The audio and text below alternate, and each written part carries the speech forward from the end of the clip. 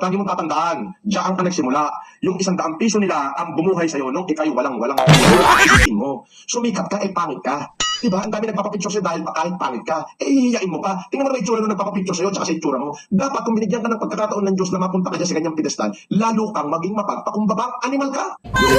Tayo ng pinanggalingan, titila ng 3 oras para lang makita yung diwatang ingkantong lubugang panga. Bago yung sasabihin, lilipas ka rin kuya, busy ako. Meron pang isang OFW, tinalikuran niya. Galing yata ng Saudi o galing ng Kuwait. Ay tinalikuran, ay di gago itong lintik na ito. Tingnan mo naman yung itsura ng diwatang lubugang panga. Ay mukhang kabayo Kasi kung makaislam ng tao, mukhang dugyot. Alam mo yung dugyot? Oo. Ay kung mang-islam ng tao, ganun-ganun na lang, ay masakit sa damdamin yun. Diwatang lubugang panga. Advice ko lang sa'yo, maging mga tao ka na, ha? Huwag kang magyayabang. Tanda mo. Dapat pag binigyan ka ng Diyos ng pagkakataon na umangat sa buhay, ay mas lalo ka maging mapagpakumbaba at mas lalo ka pagpapalain. Yung magyabang, okay yon. Pero yung mga hamak ka ng kapwa, ay hindi yun okay katulad